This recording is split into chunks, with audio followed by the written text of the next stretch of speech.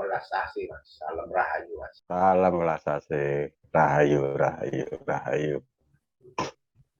Malam ini kita coba diskusi memahami tentang mimpi mas, gejolak-gejolak apa sebenarnya Dimensi alam mimpi. ya kita bicara itu. Jadi supaya kita bisa memahami sebenarnya mimpi itu seperti apa,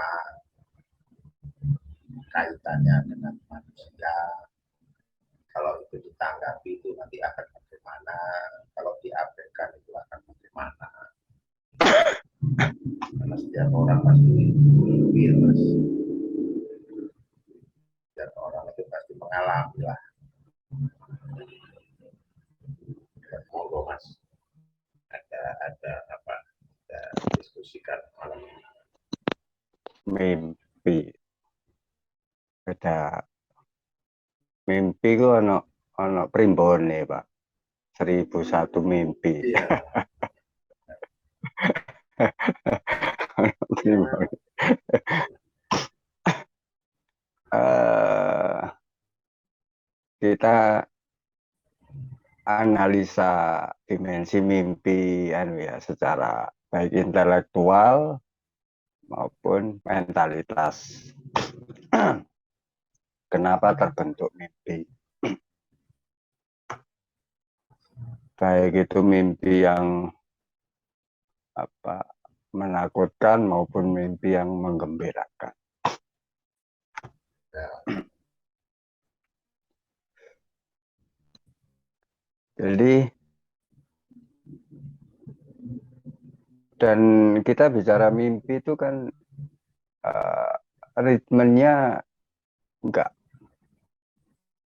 hampir nggak setiap hari lah orang itu mimpi. Ada siklus-siklus tertentu akhirnya mimpi itu muncul. Lah, kalau kita mencoba menganalisa saat kita mimpi itu pasti ada sesuatu yang tadinya sebelum tidur ya terpikirkan atau mungkin pernah terjadi apa uh, obrolan sama interaksi sama teman, interaksi sama siapa saja, itu biasanya memunculkan mimpi, termasuk keinginan-keinginan, cita-cita yang biasanya munculnya mimpi itu sesuatu yang tidak nyata. Jadi misalnya saya pernah punya keinginan gitu, keinginan kepingin melakukan uh, melakukan apa ya yang mudah ya, melakukan perjalanan gitu ya. Mau apa silaturahmi ke teman gitu. Ternyata keinginan saya bersilaturahmi itu gagal. Ah, apa namanya nggak kesampaian lah karena banyak faktor yang menjadi tidak kesampaian. Nah biasanya hal-hal semacam itu sesuatu yang tidak terjadi itu akan muncul dalam alam mimpi. oh, Jadi alam mimpi itu sebenarnya adalah alam nostalgia, alam yang mengingatkan lagi sesuatu yang pernah kita inginkan. Itu kalau di dimensi uh, apa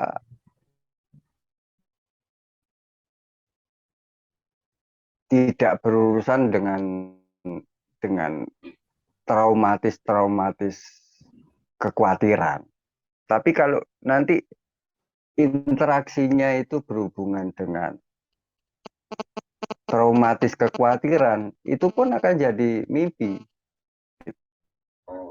muncul sebagai mimpi juga. Nanti mimpinya bisa menakutkan, bisa apa saja bentuknya, hal-hal yang menakutkan. Gitu.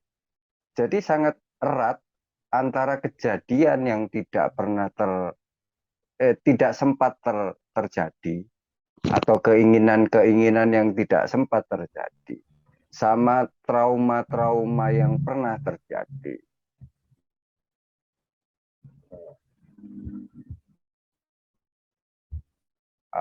Artinya trauma yang pernah terjadi itu dalam bentuk interaksi, ya, interaksi, bukan bukan bukan sudah terjadi dalam bentuk bentuk wujud atau bentuk kejadian, tapi membentuk trauma, gitu. Itu akan muncul sebagai apa namanya, kejadian-kejadian dalam alam mimpi. Dan kita kan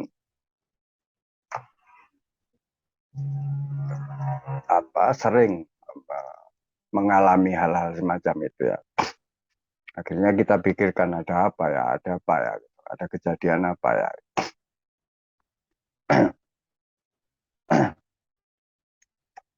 Nah, itu munculnya dari mana? Kembali lagi, setiap sesuatu yang pernah kita inginkan itu tidak lepas dari alam bawah sadar itu sendiri. Pemicunya munculnya mimpi itu kadang-kadang juga tidak diduga-duga. Kita nggak memikirkan apa-apa, udah itu tidur, di tengah-tengah tidur itu muncul mimpi itu.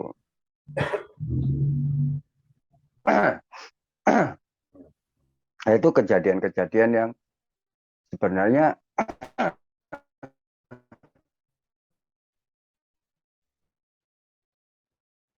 hal yang sangat sangat wajar kalau kita baik berbentuk mimpi yang tidak mengenakan maupun mengenakan. Nah, kita harus sadari bahwa itu adalah gejolak daripada alam bawah sadar kita yang suatu saat pasti akan muncul dalam bentuk mimpi.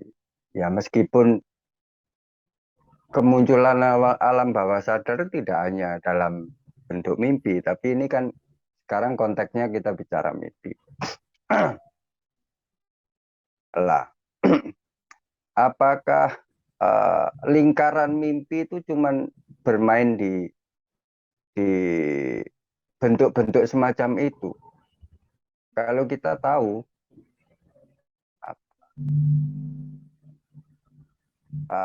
energi mimpi itu sebenarnya bisa dicipta.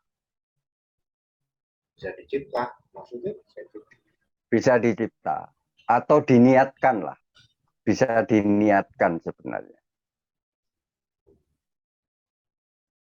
Dan ini sangat berpengaruh juga berhubungan dengan vibrasi energi pikiran, Pak.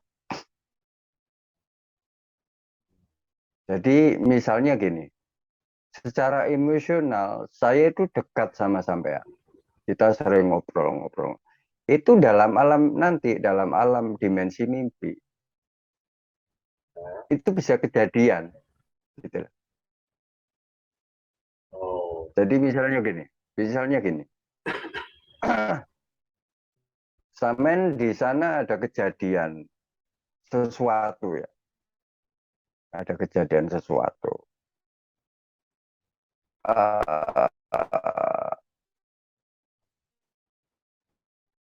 Misalnya gini ya, yang pernah saya alami. Saya punya teman, waktu itu ngobrol sampai jam 2 malam. Ngobrol sama saya jam 2 malam. Kemudian dia pamit pulang. Ini karena kedekatan emosional yang membentuk suatu energi mimpi. Lah begitu dia pulang,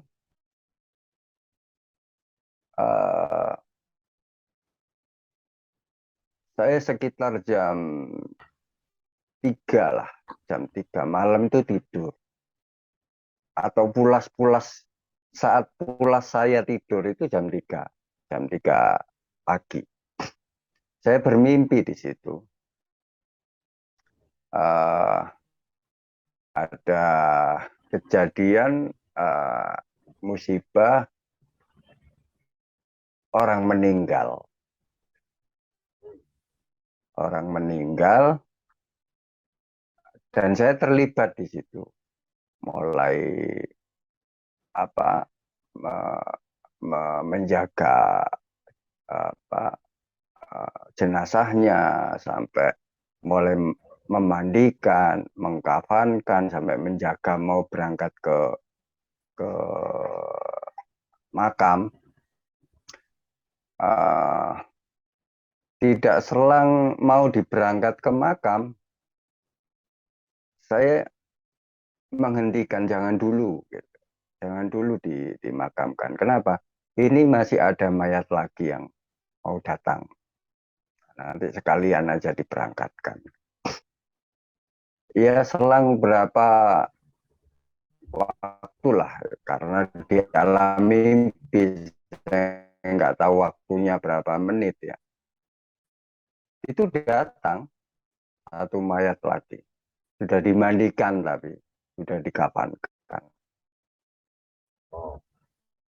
Nah, akhirnya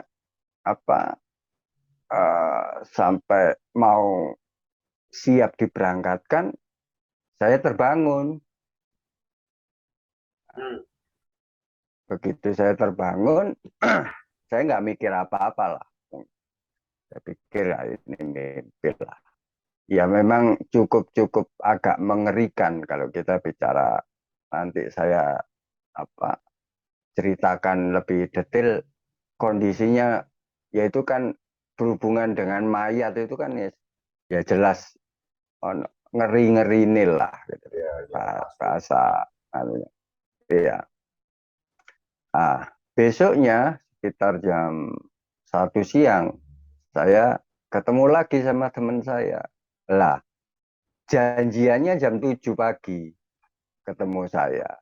Tapi sampai jam 1 siang baru dia datang.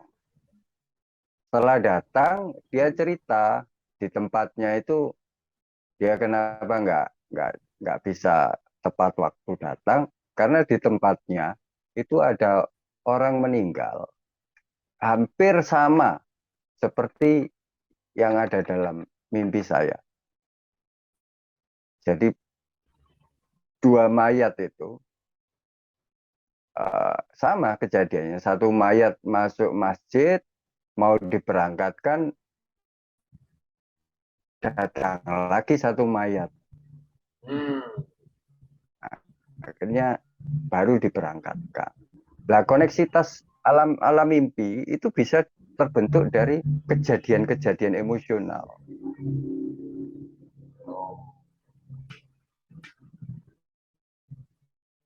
Karena kalau kita, jadi gini,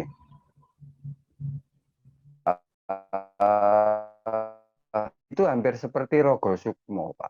Kalau pernah dengar Rogo Sukmo. Jadi kita sama-sama, bahasanya melalui batin ya. Lah, itu sebenarnya dimensi mimpi sebenarnya. Karena energinya yang terbentuk itu adalah energi pikiran, energi kekuatan pikiran. Kalau berkembang terus ada takwil mimpi, ya kalau saya secara pribadi tidak begitu memahami ya. Memang kejadiannya kadang-kadang pas gitu loh. Saat orang itu berkali-kali, misalnya sampai 3 kali mimpi dengan mimpi yang sama, itu terindikasi bisa ditakwil memang. Takwil itu gimana? Bisa. Takwil itu apa namanya, tafsir mimpi, ditafsirkan. Oh, Tafsir mimpi ya kayak 1001 mimpi itu loh. Itu bisa memang. Cuman kalau eh, bicara otentik dan tidaknya, saya sendiri belum pernah membuktikan apakah otentik mimpi, karena kalau saya kan tidak terlalu tertarik di hal-hal takwil-takwil gitu. Saya hanya apa yang terjadi pada alam mimpi saya, yang saya pahami ini hanyalah gejolak memori saya. Meskipun saya paham bahwa gejolak ini muncul dalam mimpi saya karena ada suatu kejadian yang pernah saya inginkan gitu. Bahkan alam mimpi itu, alam mimpi itu, kalau kita sudah nanti memahami lebih dalam apa gejolak-gejolak mimpi, itu bisa seseorang itu kita kirim atau kita masuk ke alam mimpi seseorang, itu bisa.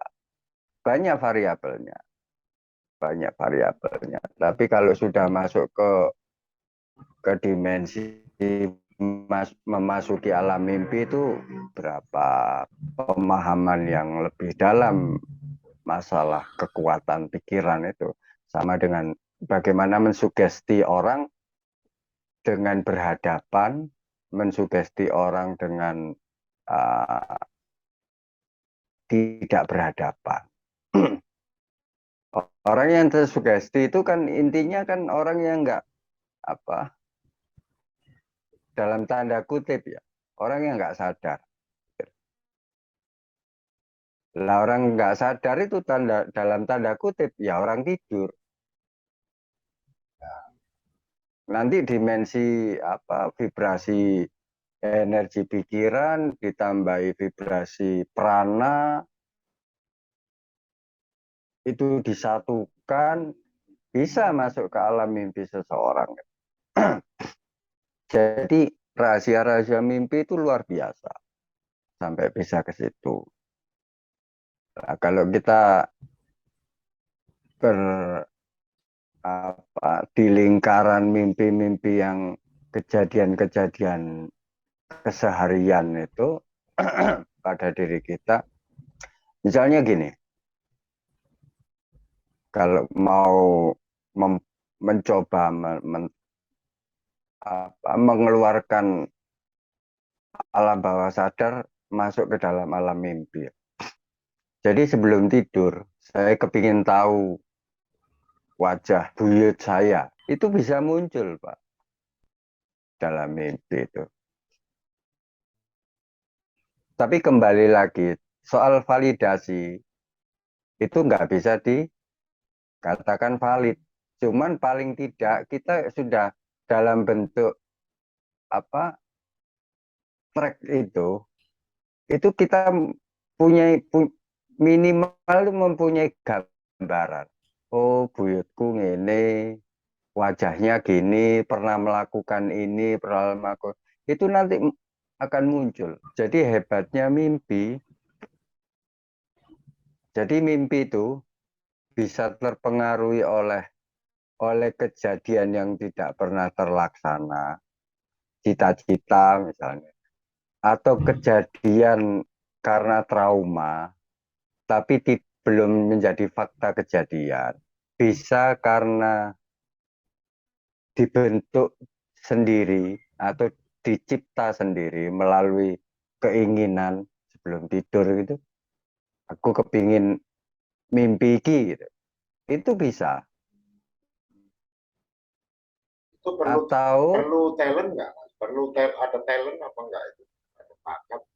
oh enggak. Selama kita apa, paham tentang dimensi pikiran kita, dimensi batinia kita, pasti bisa. Tidak butuh latihan yang aneh-aneh. Memang nggak perlu latihan mimpi kok pakai latihan. Mimpi kudu poso 40 dino. Kepingin mimpi toh. Moso putih, moso ngerawat. Nek, terus hubungannya mimpi dengan memori manusia itu apa mas?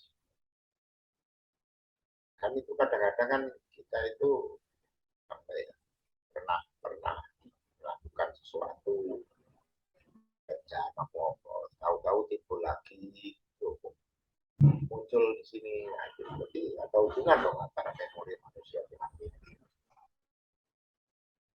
Iya, ya, ya memang mimpi kan di memori, Pak.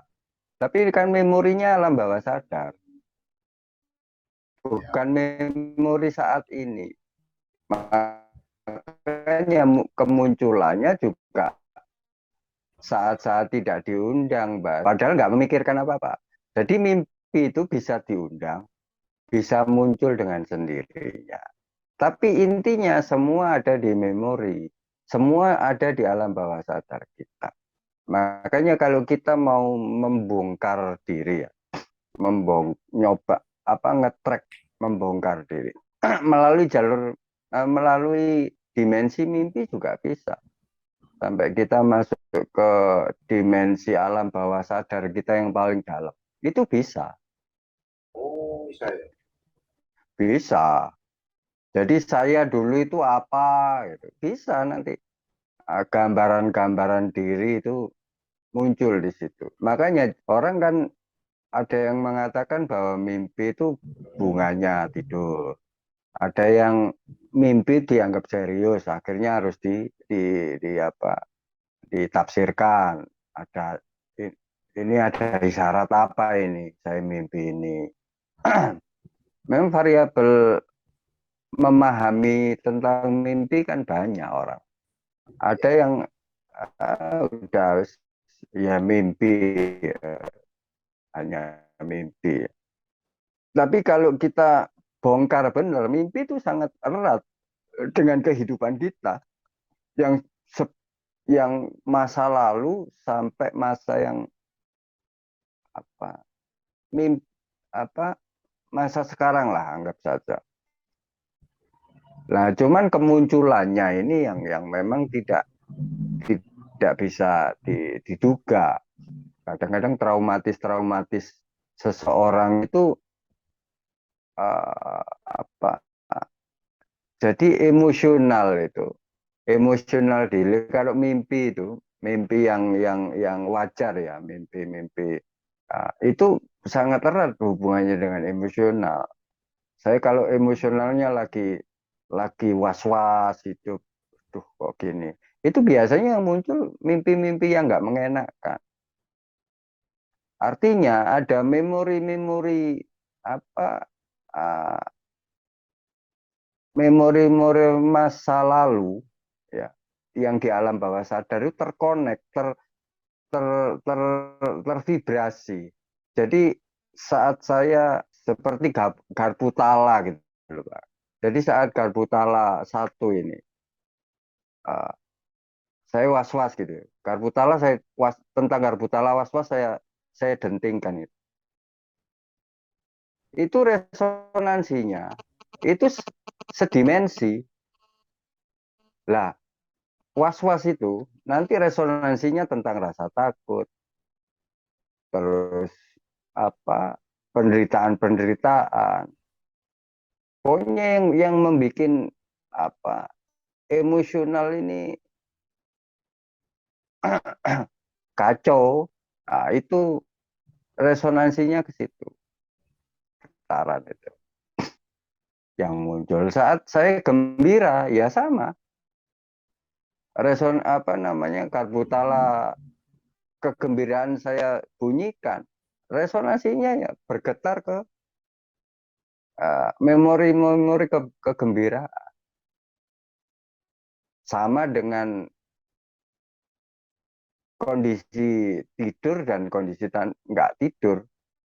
Saat nggak tidur pun kalau kita membunyikan nilai-nilai kegembiraan, ya hidup kita selalu gembira kan gitu. Saat kita dihantam hal yang nggak mengenakan, ya vibrasinya berkembang ke memori-memori yang tidak mengenakan. Jadi memori itu bisa muncul dalam bentuk mimpi, bisa muncul dalam bentuk faktualisasi kehidupan. Nah, biasanya yang mimpi itu sesuatu yang belum pernah terjadi. Uh, Makanya kenapa kenapa kok mimpi butuhkan tafsir? Karena sesuatu yang belum terjadi. Oh, kamu mimpi ini ya. Hati-hati, nanti ada ini ya. Baik itu yang menakutkan maupun tidak, atau menggembirakan. Itu selama dalam bentuk mimpi itu sesuatu yang belum pernah terjadi. Hanya apa angan-angan lah, pernah angan-angan ini, angan-angan itu, akhirnya muncul dalam bentuk mimpi-mimpi itu. Lah, terkecuali yang tadi kita punya daya cipta mimpi gitu loh. Saya kepingin tahu misalnya gitu, kepingin tahu diri saya sebelumnya itu apa saja. Bahkan kita membuka memori-memori masa kecil pun, kalau kita buka dalam alam mimpi itu lebih detail riwayat-riwayatnya itu. Nah, untuk mengantisipasi, menyikapi mimpi itu sebaiknya gimana Mas? Untuk menyikapi, misalnya kita mendapatkan mimpi suatu, nah, untuk menyikapi itu secara bijak itu gimana? Kalau menurut pandangan sampean? Jadi sepemahaman saya, mimpi itu tidak ubahnya hanya gejolak-gejolak memori. Lah, Ya, mimpi terjadi karena sesuatu yang belum terjadi. Ya, ya. ya kita mensikapi kalau bahasa takwil, bahasa apa analisa ya, bahasa bukan takwil, menganalisa loh. Saya kok mimpi ini ya. Kita kembali pada diri kita, mundur. Oh, aku pernah misalnya mimpi gelo gitu ya, berkelahi sama siapa gitu, teman. Itu sebelumnya kita itu pernah punya rasa tidak seneng sama dia. Meskipun belum pernah apa terjadi pertengkaran ya, tapi saya sudah, tuh anak ini kok gas. Itu bisa masuk alam mimpi suatu saat dalam bentuk visual, Hmm. bisa seakan-akan perang fisik. Lah, tapi di sisi lain kalau kita analisa itu, di sisi lain kalau kita analisa, oh ternyata kalau kita masukkan ke nilai hikmah kita, oh ternyata aku masih, kita kan diingatkan oleh memori kita, daya apa alam bawah sadar kita, bahwa kita itu masih punya apa rasa tidak suka ke teman sendiri. Nah, itu kalau kita ngambil nilai hikmahnya gitu. Akhirnya lambat laut kita karena menyadari itu, rasa secara faktual kehidupan itu akan akan berbeda nanti. Perubahan yang lebih baik gitu loh. Akhirnya kita punya kemampuan untuk tidak pernah mempunyai perasaan seperti itu. Oh, dari sifatnya Jadi kayak sangat mengingatkan gitu ya. iya, jadi mimpi itu makanya ngambilnya di sisi mana? Kalau saya kan lebih lebih ke sisi otentik diri saya. Kalau terjadi saya was-was, terus jadi mimpi. Itu saya anggap wajar karena saya was-was. Mimpinya nggak begitu mengenakan, wajar saja. Wong ini gejolak emosional muncul, was-was akhirnya menstimulus memori-memori yang sesinergi dengan keadaan emosional saya, baik saat was-was maupun dalam keadaan saya bersuka cita. Munculnya sesuai dengan pembentukan emosional itu.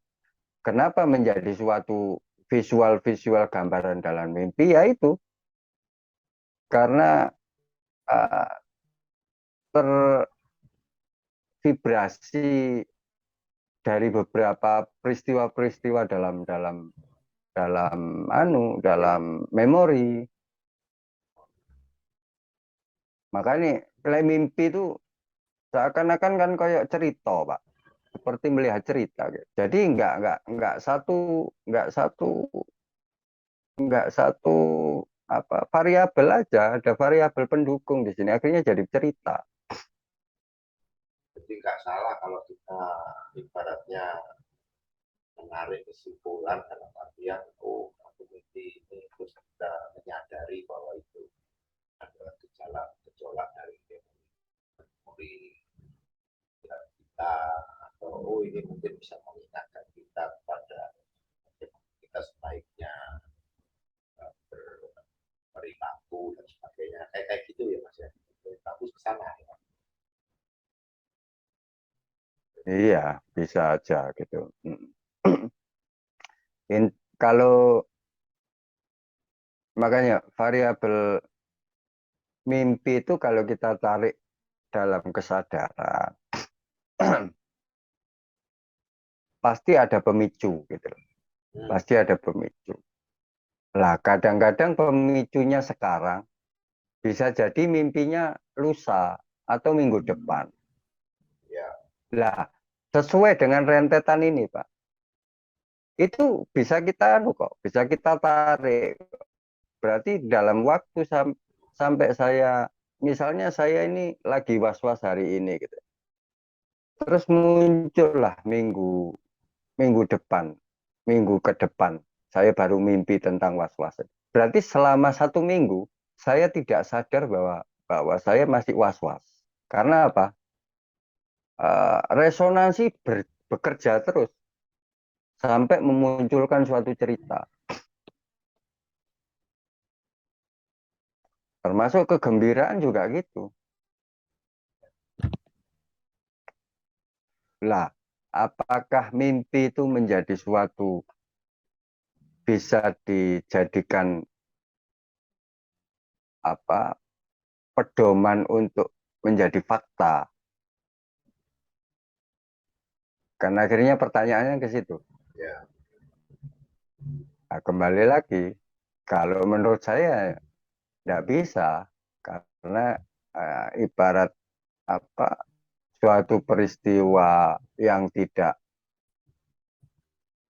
sempat ter, ter apa terjalani atau dilakukan, yaitu muncul mimpi, terus eh, kemudian dari hasil mimpi itu untuk menyelesaikan kan nggak ada kolerasinya sama sekali, kecuali dia mundur lagi. Kenapa saya mimpi ini? Oh, saya ini. Berarti kita tahu permasalahannya gitu. Yang penting itu dulu. Bukannya kok mimpi gini di, diambil dari titik mimpinya. Mimpi itu pasti ada latar belakang yang membentuk. Tapi kalau latar belakang yang membentuk ini diabaikan, orang biasanya ngambil titik mimpinya. Akhirnya mimpi ditafsirkan. Oh, mau kejadian ini, kejadian itu. Ya bisa terjadi, bisa tidak. Saya sendiri uh, belum pernah apa uh, ngobrol sama orang-orang yang paham tentang takwil mimpi ya.